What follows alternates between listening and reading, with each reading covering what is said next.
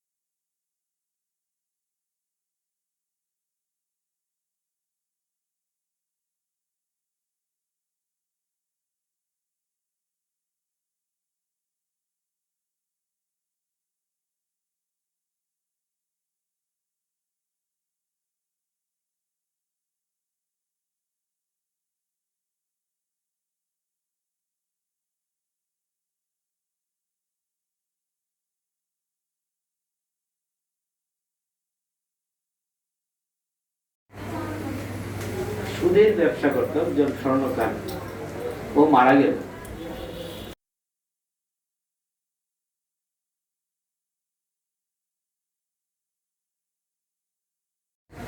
আমি গেলাম,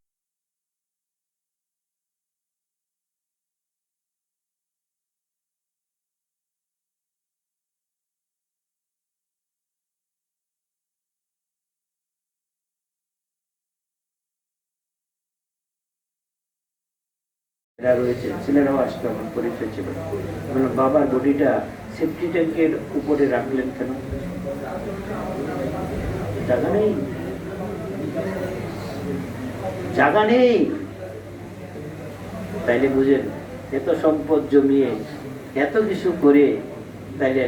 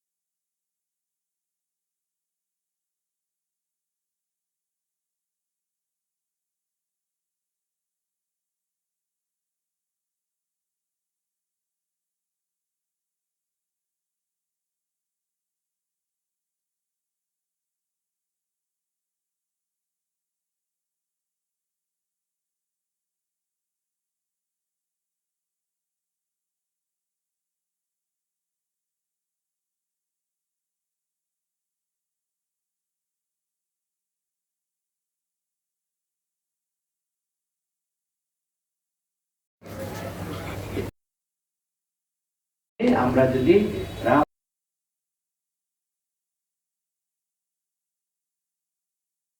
মাসে 2 বার করছেন, আমি বলি এটা যদি বাড়ে আরো ক্ষতি তো নেই। আমি আসার পরে শুনছি শুক্রবার শুক্রবার শুক্রবার, চট্টগ্রামে তো বৃহস্পতিবার অফিস বলে, যেহেতু বৃহস্পতিবারই করে, প্রতি বৃহস্পতিবারই করছে। কেন? শুক্রবারে আশ্রমে তারা যান, তাদের টার্গেট হলো আশ্রমে প্রতি শুক্রবার আশ্রমে যেতে হবে, বৃহস্পতিবারে করো। আপনারা তো আশ্রম বাদ দিয়ে আছেন, আপনাদের আমি বলি, আপনারা বলবেন মহারাজ এই কথা তো কেউ বলে নাই, আপনারা বলবেন আশ্রমটা আপনারা বাদ দিয়ে আছেন। আরে একদিন না, আশ্রমে আপনার সারা জীবন আশ্রমে যেতে হবে। জীবনে সার্থক করার জন্য ইষ্টের স্থান আপনি যতই বাড়িতে করেন, ইষ্টের স্থানে আপনার যেতেই হবে। বলি আর না বলি, জানি বা না জানি, আমাদের অনেকে বলে অভিযোগ করে, যারা পাঠচক্রের সভাপতি সেক্রেটারি এদেরকে বলে আমাকে তো জানালেন না। আমি অনেক সময় বলি আপনি কি জানার চেষ্টা করছেন, সেটা কেন ভাবেন না যে আপনারও একটু জানাতে হবে? এই ভাবনাটা আপনার ভিতরে আসুক। এদেরই দায়ী এতই করেছে যে আপনাকে জানাতে হবে। সাধারণ সাধারণ ভাবনাগুলো আসা দরকার, না হলে কিন্তু শান্তি কেউ দিতে পারবে না। এই ঈশাত্মানন্দজি কয়েকদিন আগে একটা ক্লাস নিতে গিয়েছিলেন আসামে। সেখানে ক্লাসে একজন ভক্তর বাড়ি হলো 3 তলা। বাড়িতে উনি পাঠচক্রের মধ্যে প্রায় প্রশ্ন করে চলে যায়, প্রশ্নটা শুনে না। ওনার টেকনিক হলো প্রশ্ন করবে, করে চলে যাবে, উত্তরটা দিতে হবে। তো মহারাজ দেখছেন কয়েকবার, দেখে তখন বলছেন আপনার 3 তলা বাড়ি আছে না? হ্যাঁ বোঝা যাচ্ছে। 2 তলা পর্যন্ত আপনি দান করে দেন, 1 তলা থাকবে, তাহলে সম্পদের পরিমাণ কমে যাবে, আপনি অনেক শান্তিতে থাকবে। এই যে আমাদের সাংস্কৃতিক সম্পাদক 2 তলা বাড়ি আছে, উনি ভাববেন মহারাজ বলছে আমাকে 1 তলা দান করতে। ওনার 2 মেয়ে আছে, কাজে চিন্তা 2 তলা করে রেখে দিয়েছে। সম্পদের পরিমাণ বাড়বে, অশান্তিও বাড়বে। সম্পদের পরিমাণ যদি হিসাব মতো না করেন আর সময় মতো যদি দান না করেন, ভাই ভাই ভাস্তা বাগনা বাগনি যারা আছে না, আত্মীয় স্বজন, আগে বলছে পরিবার, পরিবারের আত্মীয় স্বজন, তারপরে প্রতিবেশী, তারপরে গ্রামবাসী, তারপরে দেশ, সম্পত্তি ইউটিলাইজ করবে। এটা রামকৃষ্ণের কথা, আমার কথা নয়। রামকৃষ্ণদেব কিন্তু খুব প্র্যাকটিক্যাল, যতটুকু পারবেন করবেন, না হলে কিন্তু আপনি প্রশ্নবোধক হয়ে থাকবেন। সম্পদ নিয়ে মারামারি হয়, সম্পদ নিয়ে কাটাকাটি হয়। আজকে বাংলাদেশের কথা 25 সালে 24 সালের কথা তো আপনারা জানেন, এটার চিত্রটা আর বললাম না। আমি তো তখন ঢাকায় দেখেছি, তো কই কিছুই নেই। টাকা ওই যে আমাদের কোভিডের সময় হাজার হাজার কোটি টাকার মালিক, পুরানো লোক নেই। আমি 2টা পর্যন্ত বসে রয়েছি মোবাইল নিয়ে, তাকে সৎ কাজ শ্মশানে নিয়ে যাবে, ব্যবস্থা করবে। কি আমরা বলছি রামকৃষ্ণ মিশন থেকে মহারাজ বলছে, এইটুক বলছি, তারা ব্যবস্থা করে দিচ্ছে। রামকৃষ্ণের মানে কোথায় কাজ করছে, শব্দটা কোথায় কাজ করছে? আমাকে চেনে না, শুধু গালি বলছি রামকৃষ্ণ মিশন থেকে মহারাজ বলছে। 2টা পর্যন্ত বসে রয়েছি, তাকে সৎ কাজ কিভাবে পুরানো মানে কেউ সাহস পাচ্ছে না। আমরা ইয়েকে বলছি, ডুমের সাহায্য নিচ্ছি, বলছি তুমি কাজটা করে দাও। বলছে মহারাজ বলছে বাস। এই রাজার বাগ পুস্তকগুলা কোভিডের সময় কে কাকে দেখে, কেউ দেখছে না। ছেলেকে রেখে বাবা চলে গেছে, মাকে রেখে সন্তান চলে গেছে, স্ত্রীকে রেখে স্বামী চলে গেছে। এটা আমার প্রত্যক্ষ দৃশ্য দেখা, আমার অভিজ্ঞতার আলোকে বলছি। তার মধ্যে আমরা এখনো বেঁচে আছি। 50 গ্রাম মানে 50 গ্রাম হয়ে, এই যে আমরা তো ডাক্তারবাবু ভালো জানেন, এই যে কোভিডের ভাইরাস 50 গ্রাম ওজন, সে কি পৃথিবীকে নাড়িয়ে দিয়েছে। আর আমরা কি নিয়ে বাহাদুরি করছি? আমাদের মৃত্যু জেনে, মৃত্যু অবধারিত জেনে আমরা যদি এই চিন্তা ভাবনার মধ্যে যদি সৎসঙ্গ আমরা করতে পারি। এই যে চন্দ্রশেখর বাবু আর যাওয়ার কথা ছিল ইয়েতে জগন্নাথপুরে, তার একটা চিন্তা কিন্তু কাজ করে যে মারা গেছেন আলাদা কথা, মহারাজের সাথে আমি যাব। নিশু আমাকে বলছিল, নিশু নীলেন্দু ভট্টাচার্য, যে মহারাজ উনি কিন্তু যাবেন আপনার সাথে, আপনি আসলে দেখা করবেন। তার কিন্তু চিন্তা জাগ্রত ছিল, ঠাকুরকে নিয়ে ভেবেছেন, চিন্তা ভাবনা করেছে, শরীর চলে গেছে, উত্তেজনী প্রাপ্ত হবে। বলে গেলাম, তার বাসনা যেন ঊর্ধ্বজনী প্রাপ্ত হবে, শেষ নেই। যতক্ষণ পর্যন্ত ধর্ম অর্থ কাম মুখ্য মুক্তি না হবে, ততক্ষণ পর্যন্ত আমাদের এই পৃথিবীতে আবার আসতে হবে। কি আসবো? আমাদের, আমি যে আশ্রমে আছি, সন্ধ্যাবেলায় সঙ্গ দিচ্ছি। আমি 3টা কুকুর আছে, কালো 3টা কুকুর, 3টা কুকুরও সঙ্গ দিচ্ছে। তা আমি ভাবলাম যে এটা কি বোধহয় সন্ধ্যাবেলায় বোধহয় সম্ভব। আবার ভোরবেলা উঠে আমি বসে আছি, মানে নতুন আশ্রম গেছি তো, তাই আমি অবজারভেশনের জন্য উঠে বসে আছি। ওমা, ওইখানে যখনই সংকটটা পাচ্ছে 4:30টায়, তখন দেখলাম ওই কুকুরগুলো আবার তারাও সঙ্গ দিচ্ছে। তাই আমি, ওরা তো অন্য কেউ কিছু বলছে না, আমি বলছি পূর্বজন্মের স্মৃতি ওদের রয়েছে, পূর্বজন্মের স্মৃতি রয়েছে। আমি অনেক জায়গায় ঘুরেছি, সেখানে গিয়ে কুকুর একাদশী করে, যখন একাদশীর দিন আসবে, মাংস কত রকম খাবার দিয়েছে, খাবে। পূর্বজন্ম আমরা বিশ্বাস করি না, কিন্তু সেখানে সে খাবেই না। তারপরে জানা গেল এই আবার পরবর্তীতে যে একাদশীটা আসছে, তখনও সে কিছু খাচ্ছে না। তীর্য কর্ম, মানে তীর্যধ্বনি প্রাপ্ত হয়েছে, গরিত কর্ম করেছে। এই জন্য ভারত পক্ষে কাউকে ঠকাবেন না, অন্য কিছু বললাম না, কাউকে ঠকাবেন না, আর মিথ্যাটার আশ্রয় নেবেন না। রামকৃষ্ণদেব মানে অন্য কিছুর মধ্যে নেই, এই সাধারণের মধ্যেই আছেন। আমরা তত্ত্ব কথা গেলাম না, আমরা নীতিকতার মধ্যে, এই স্বল্প নীতি কথাগুলোর মধ্যে যদি আমরা গ্রহণ করতে পারি, পবিত্রতা, সরলতা, নিঃস্বার্থপরতা, উদারতা, আর সর্বোপরি ভালোবাসা। ছেলে মেয়ে, নিজের সন্তানের মধ্যে তো ভালোবাসা থাকবেই, বলার অপেক্ষা রাখে না। অপরের সন্তানকেও ভালোবাসতে দেখুন, ভালোবাসতে শিখুন। কেন করবেন জানেন? ঈশ্বরকে খুঁজে নেই, খুঁজে বের করা দরকার নাই, সামনে আসে, সামনে ঈশ্বরকে দেখে প্র্যাকটিস করবে। ঈশ্বরকে খুঁজে খুঁজে দরকার নেই, খুঁজে সেবা করা দরকার নেই। যেটা বলছেন, প্রত্যক্ষ ঈশ্বর দাঁড়িয়ে রয়েছে, তার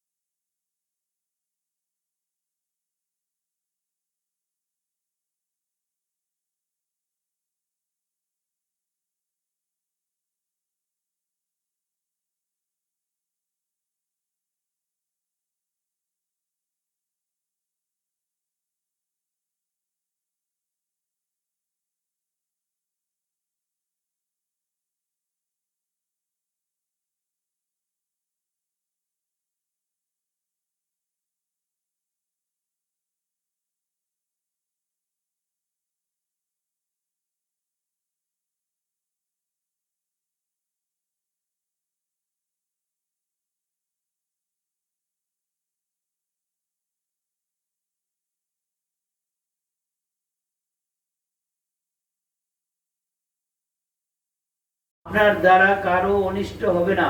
আপনার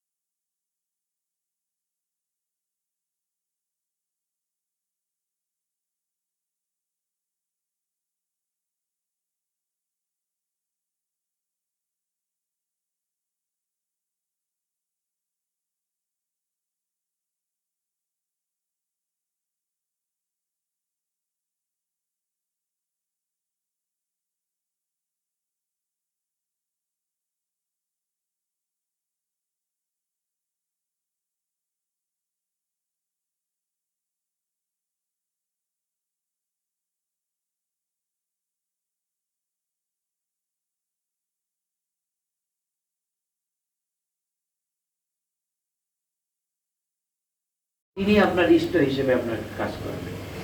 এই যত এই জানিয়ে মানে চিন্তা চেতনা উদ্বোধিত নিজে করতে পারবেন, দেখবেন এই চিন্তা চেতনাগুলো আপনার ফ্যামিলির অন্যান্য সদস্যদের মধ্যে পারে। আমি যখন 93 সালে জয়েন করেছি দিনাজপুরে, 6 ফুট উচ্চতা একজন ভক্ত আসে, বাঙালি নয়, নট বেঙ্গলি। আমি 8টা মিষ্টি পেয়েছি প্রথম জয়েন করার পরে। পূজার মন্দিরে দায়িত্ব করেছে 8টা মিষ্টি দিয়ে সারাদিন চালাতে হবে। তাই আমি দেখলাম, হিসাব করে দেখলাম 8টা মিষ্টিতে চলছে না। আমি বললাম মহারাজকে, অমৃতানন্দ দেবে, আমার এই আরাধ্যা মানে আমার যে ব্যবস্থা আছে 8টার বেশি আমার দিতে পারবো, তুমি পারবে, তুমি নিতে পারবে? আমি চেষ্টা করি। ওই যে দেখি সপ্তাহে প্রতি শুক্রবারে আসে, একাদশীতে আসে, তাই আমি একদিন চরণামৃত নিচ্ছে, তখন আমার পাশে দাঁড়িয়ে আমি তাকে বলেই, আচ্ছা আপনি তো দেখি যে প্রতি সপ্তাহে আসেন, আমাদের একটু সেবা দিতে পারেন? আমি আবার ওইরকম ভাবে একটু বলি যে আমাদের একটু সেবা দিতে পারেন? তো বাচ্চা তো সাদা পোশাক, 93 সাল, আজকে চিন্তা করি 2026, কতটি বছর অতিক্রম করেছি। তখন তাকে বলার পরে বললাম যে আমাদের হাফ কেজি মিষ্টি আনে, হাফ কেজি কি 1 কেজি করে দেন তো। উনি কিন্তু ওই সময় রাজি হয়ে গেল, বলছে কিভাবে দিতে পারি? আমি বলি প্রতি মাসে হিসাব করে আপনি একটা প্রণামী দিয়ে দিতে পারেন। মহারাজকে বললাম, মহারাজ একটা ব্যবস্থা এরকম হয়েছে। ও তাই নাকি? ঠিক আছে ঠিক আছে, ভালো। মানে উনি ওনার ছিল একটা যে তুমি এনে যদি ঠাকুর সেবা লাগাতে পারো আমি তাতে আমি রাজি আছি, কিন্তু আমি অতিরিক্ত দিতে পারবো না। এই মুহূর্তে আমাদের সম্পদ আছে যতটুকু আছে, আমরা বিভিন্ন দেব দেবতার মন্দির, শুধু রামকৃষ্ণ নয়, আপনি কালী মন্দির আছে, অন্যান্য দেব দেবতার মন্দির আছে, দুর্গা মন্দির আছে, আপনারা সেই মন্দিরগুলো তো দিবেন, সাহায্য করবেন। কি আপনার চারানা, কমপক্ষে চারানা অংশ দিতে হয়। অর্থ মানে যদি ঠিক ঠিক উপার্জন থেকে তার চারানা অংশ যদি 1 টাকা থাকে, তাহলে 25 পয়সা দান করুন, হিসাব করবেন কতটুকু আয় করছে, তার থেকে দিবেন। মনের মধ্যে কিন্তু শান্তি পাবেন। আর গরিব মানুষের সেবা করবেন। গরিব, আজকে আমরা দুপুরবেলা এক বাসায় গিয়েছিলাম, সিএনজি যে আমাদের চালিয়ে নিয়ে যাচ্ছে, সে কোনো টাকা নিচ্ছে না আমাদের কাছ থেকে, যে দিয়েছে সে বলে দিয়েছে মহারাজের কোনো টাকা নেবে না। আমাদের যখন বিদায় জানাচ্ছে, দুপুরবেলায় এক জায়গায় খাওয়ার ব্যবস্থা ছিল, তাই ওনাকে আমি বললাম, উনি টাকা দিতে চেয়েছে, ভাড়া দিতে চেয়েছে, আমি ভাড়া না, সেবা দিয়ে দিলেন, উনি টাকা দিয়ে দিলেন, সেবা দিলেন। প্রত্যেকটা মানুষের ভিতরে ভগবান আছেন, সে মুসলমান হোক, খ্রিস্টান হোক, রামকৃষ্ণের কিন্তু অবারিত দান। অন্যান্য সম্প্রদায়ের সেবা করছে, আমরা কি করে দীক্ষা নিয়েছেন? না, রামকৃষ্ণ মুসলমান নয়, খ্রিস্টান নয়, হিন্দু নয়, বুদ্ধ নয়, সকলের ভিতরে ভগবান আছে।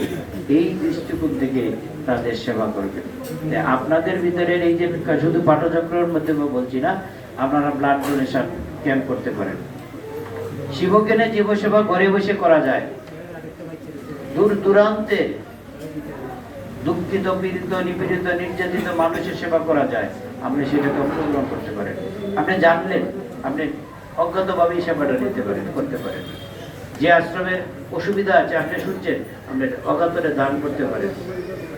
কি হবে পরে আপনি করে যান, এটা দেখবেন কে? রামকৃষ্ণদেব, মা শারদা, স্বামী বিবেকানন্দ, কৃষ্ণ, রাম, মহাপ্রভু চৈতন্য করবেন। একজন একজন তো তার সেবায় লাগবে, কিন্তু সঠিক অবস্থানটা জেনে করবেন, যেন বাজেয়াপ্ত না হয়। রামকৃষ্ণ মঠ পেছনে হিসাব আছে, এরা জানেন। 31শে মার্চের মধ্যে আমরা গিয়েছি, চলে গেছি না, হিসাব কিন্তু দিয়ে যেতে হয়েছে, ঘন্টায় হিসাব আছে। বেলুর মঠের কিন্তু 31শে মার্চের মধ্যে, পয়লা এপ্রিল থেকে 31শে মার্চ হিসাব ক্লোজিং আছে। যত রকম বিভাগ আছে তত রকম বিভাগের হিসাব দিতে হবে সারা পৃথিবীর মধ্যে। প্রমেয়ানন্দী মহারাজ ছবি আছে, উনি ম্যানেজার ছিলেন, 50 বছর বেলুর মঠে অবস্থান করেছেন, পরে ভাইস প্রেসিডেন্ট হয়েছেন। বীরেশ্বরানন্দী মহারাজের সেক্রেটারি ছিলেন। উনি বলেছেন হিসাব মানে একটা দর্পণ। রামকৃষ্ণের দর্পণ যদি দেখতে চাও, 1 নিমিষের মধ্যে তুমি কি প্রপার্টি আছে আশ্রমের সব দেখে নিতে পারবে। এই জন্য সংগঠন চালাবেন, সবকিছু করবেন, কিন্তু হিসাবপত্র ঠিক দিবেন, হিসাবপত্র ঠিক মতো রাখবেন। কেউ ওই অনুমানে বলবেন না, এইটা আমার খরচ হয়েছে, না, লিখে রাখবেন, তারিখ দিয়ে লিখে রাখবেন। তাতে আপনার স্বচ্ছতা বাড়বে, আপনার প্রতি মানুষের শ্রদ্ধা ভক্তি বাড়বে। এখন সারা বাংলাদেশে দেখুন চারিদিকে অডিট ফার্ম যেগুলো আছে, কি অবস্থা। আপনারা সিলেটেও তো আছে, আপনারা জানেন কি অবস্থা, সততা, নিষ্ঠার অভাব। এই যদি জাগ্রত হয়, মানে মানবিকতা অন্য কি, নীতিবোধ, মানবিকতা এটাই তো নীতিবোধ। আপনি যদি নীতিবোধ জাগ্রত হয়, আপনি তো তখন অসৎ পথে চলতে পারবেন না, আপনি ঘুষ নিতে পারবেন না, আর হঠাৎ করে যদি টাকা আসে, মায়েদের মায়েরা, অনেক মায়েরা আছে, হঠাৎ করে যদি কোনো টাকা আইনা স্বামী দেয়, তাকে জিজ্ঞাসা করবেন কোথা থেকে এনেছো। আপনারা যদি ভালো রাখতে চান ফ্যামিলিকে, টাকাটা আলমারিতে ঢুকার আগে জিজ্ঞেস করবেন কোথা থেকে এই টাকাটা এনেছো, জবাব দেবো আমাকে, তারপরে আমি টাকা ঢুকাবো, নাইলে কিন্তু বিপদ। আপনারা অবগত আছেন, খুলনার এক ব্রিজ করেছিল রূপসা, তাপস পাল ইঞ্জিনিয়ার, ঢাকাতে আছে এখন। ওনার চরম বিপদ, ওনাকে টাকার ব্যাগ দিয়ে সিগনেচার করে দিয়ে আসছে, তখন স্ত্রী পর্দার আড়াল থেকে ড্রয়িং রুমে তো বসছে পার্টি, উনি পাশে থেকে ডাকছেন, স্ত্রী ডাকে শুনতে পাচ্ছেন যে তার টাকার ব্যাগ নিয়ে আসছে, টাকাটা দিতে চেয়েছে, তো উনি বলছেন তুমি এদিকে আসো। দেখেন সত্যি স্ত্রী কিরকম বাঁচিয়ে দেয়, যাকে বলছে যে তুমি কোনো টাকা পয়সা নিবে না। আমি কিন্তু তার বাসায় যাই ঢাকাতে, কোনো টাকা পয়সা নিবে না, কিন্তু ফেরত দিয়ে দিয়েছে, সই করে নাই তো, মিথ্যা কেস করে দিয়েছে, মিথ্যা কেস করে দিয়ে মানে জেলে যাবে। তখন মহারাজের কাছে, মহারাজের সাথে আমাদের সাথে সম্পর্ক ছিল খুলনায়, তখন মহারাজ একটা পোস্ট কার্ড, মহারাজ কিন্তু এত কিছু ইয়ে করতেন, একটা পোস্ট কার্ড লিখে দিলেন, আমি পোস্ট করলাম, আমি ঠিকানা এন্ট্রি করে পোস্ট করলাম, তুমি যদি কিছু না করে থাকো দেব না, তোমার কিছু হবে না, আশীর্বাদ করছি, তুমি তার থেকে বেরিয়ে আসবে, ভেবো না। এইটুক কথা। এটার মধ্যে কি রামকৃষ্ণদেব কি শক্তি কাজ করছেন? সততা শক্তি কাজ করছে। তুমি যদি কিছু না করে থাকো ভেবো না। সে আসলো, আমার সাথে তো দেখা হয়, কথাবার্তা হয়, আমি তো জানি ব্যাপারটা। এই জন্য বললাম সত্যি স্ত্রী কি করতে পারে। আর এই মায়েদের জন্য কিন্তু পুরুষরা সবচেয়ে বেশি সমস্যায় করে। আমার আজকে এটা চাই, এখন তো অন্যরকম ফ্যাশন, বাড়ি চাই, গাড়ি চাই, ব্যাংক ব্যালেন্স চাই, আবার ড্রয়ার ঘুরে দিতে হবে ব্যাংকের মধ্যে, না মাসে এত টাকা জমা দিতে হবে। ঢাকাতে তো এসব ব্যাপার আমরা হয়তো সিলেটে নেই, ঢাকাতে আমি বড় বড় ব্যাপারগুলো দেখেছি, তাদের বাজেট দিয়ে দেয় মাসেই। ইন্ডাস্ট্রির মালিক তো, এই আমাকে এইটা লকারের মধ্যে এটা ঢুকিয়ে দিতে হবে, কি করা হবে না, সাথে সাথে দিতে হবে। ওরে বাবা, এক একজন যা গাড়ির থেকে নামে, তাদের যা অবস্থান। এই মায়েদের যদি সন্তোষ, শ্রী মা বলেছেন সন্তোষের সমান ধন নেই, সহ্যের সমান গুণ নেই। এই বাণীগুলো খালি কথাই বলে গেছেন, দক্ষিণেশ্বরই বলে গেছেন না, বর্তমানে প্রেক্ষাপট অনুযায়ী আমাদের চিন্তা ভাবনা করতে। আমরা যদি রামকৃষ্ণকে নিতে চাই, গ্রহণ করতে চাই, শব্দ দিয়ে নয়, এই বাণীগুলো দিয়ে সব মানে নিজের জীবনে নিতে হবে, তাহলে দেখবেন আপনি ঠিক ঠিক রামকৃষ্ণকে অনুধ্যান করতে পারছেন। আপনি এই জগন্নাথপুরে থেকেই আপনি রামকৃষ্ণ আপনার কাছে হাজির হবেন। দাঁড়িয়ে গেছে, তাহলে আর বেশি নেওয়া ঠিক হবে না, কাছে এসে যাচ্ছে। শিশি মার এই কথাটা বলে এখন এই আমরা বিদায় নিই। মা বলেছেন যেখানে যেমন সেখানে তেমন, যখন যেমন তখন তেমন, যাকে যেমন তাকে তেমন। এই বাণীটাকে অবলম্বন করে নিখিলেশ্বরানন্দজি মহারাজ যখন মা শরীর যাবে, এর 5 দিন আগে আমেরিকায় যাবেন, কথাবার্তা ঠিক হয়েছে, তখন মা কাছে গেছেন, উদ্বোধনে মা আছেন, তখন মা বলছেন বাবা যেখানে যাবেন, যেখানে যেমন সেখানে তেমন, যখন যেমন তখন তেমন, যাকে যেমন তাকে তেমন। এই বাণীটাকে অবলম্বন করে 20টি বছর তিনি আমেরিকায় কাটিয়েছেন। তাহলে বুঝেন, বলছে মার এই বাণী নিয়ে গান। আমি যে গেছি, আমাকে অনেকে ফোন করছে সিলেট থেকে, যে নির্বাহ তো প্রায় ফোন, মহারাজ আছেন কেমন, ভালো আছে। আরো বাংলাদেশের বিভিন্ন, আমার তো বিভিন্ন জায়গার দেশের যোগাযোগ আছে, তারাও বলছে কেমন আছে, ভালো। ভালো তো বেশি রামকৃষ্ণকে, ওই সিলেট কেউ বাসি নেই, ঢাকা কেউ বাসি নেই, দিনাজপুর কেউ। রামকৃষ্ণ যেখানে নিয়ে যাবে সেখানেই ভালো থাকতে হবে, মানে ভালো রাখার চিন্তাটা। আমি তো ঠাকুরের কাছেই আছি, খাওয়ার অভাব নাই, থাকার অভাব নাই, এরকম সুবিধা রাখি। চাওয়া পাওয়ার যদি না থাকে তাহলে অশান্তি তো নেই। কারণ আপনাদের সাথে বেশি সম্পর্ক হয়ে গেছে 1 বছরের মধ্যে, মানে ওইখানে গিয়ে আর একটা নতুন করে অবস্থান তৈরি করতে হবে। আর মা এই আর একটা কথা বলেছেন, যারা এসেছে, যারা আসেনি, যারা আসবে, সবকে জানিয়ে দেব সবার উপর হলো আমার ভালোবাসা ও আশীর্বাদ।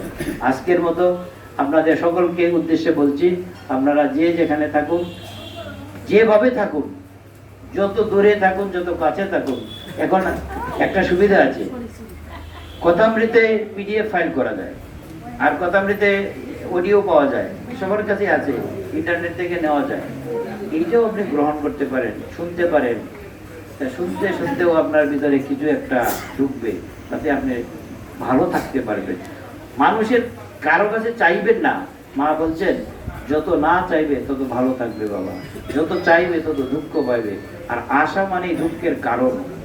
যত আশা হবে, যত আশা করবেন, তত বেশি দুঃখ পাইবেন। যত আশা করবেন, সবচেয়ে বেশি শান্তিতে থাকবেন।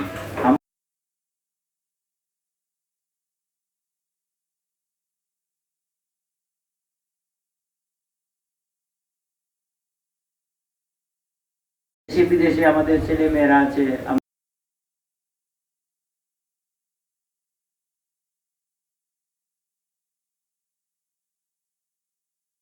সবাই আনন্দে থাকুন। ধন্যবাদ, নমস্কার, শুভেচ্ছা।